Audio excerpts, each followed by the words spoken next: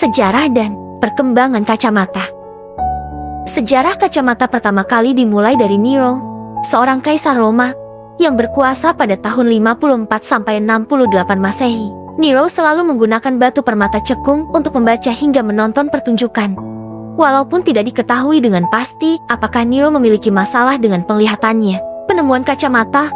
Bangsa Cina mungkin yang pertama kali menggunakan kacamata seperti kacamata yang lazim digunakan sekarang ini. Biasanya kacamata itu terbuat dari lensa yang berbentuk oval sangat besar dan terbuat dari kristal batu serta bingkai dari tempurung kura-kura. Supaya dapat memegang kacanya, bangsa Cina menggunakan dua kawat yang diberi pemberat serta dikaitkan ke telinga mereka, atau lensanya diikatkan ke topi atau menggunakan kait yang dicantolkan ke pelipis mereka. Bagi bangsa Cina waktu itu, kacamata hanya digunakan sebagai jimat keberuntungan atau alat untuk membuat mereka terlihat lebih keren dan berwibawa, sehingga kadang mereka hanya mengenakan bingkai kacamatanya saja tanpa lensa.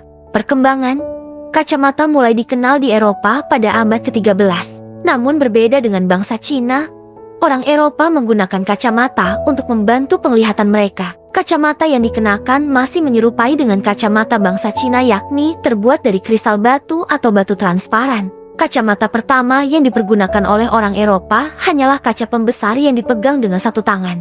Lalu, gagangnya pun dihilangkan dan digantikan dengan pita atau tali agar bisa diikatkan ke kepala. Untuk beberapa waktu, orang menggunakan kacamata yakni kacamata yang dijepit dengan alat sejenis peniti ke atas hidung. Akhirnya, seiring dengan waktu, muncullah ide untuk menggunakan kawat bengkok yang dikeraskan supaya menjadi gagang di telinga.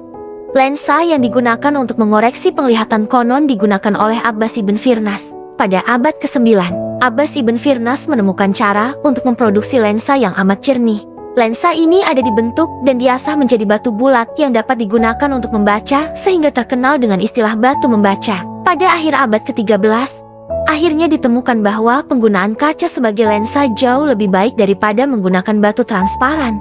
Hal ini berdasarkan hasil penelitian ilmuwan dan sejarawan Inggris yang bernama Sir Joseph Needham. Penelitiannya menunjukkan bahwa kacamata ditemukan 1000 tahun lalu di Cina dan tersebar ke seluruh dunia pada zaman kedatangan Marco Polo pada tahun ke-1270.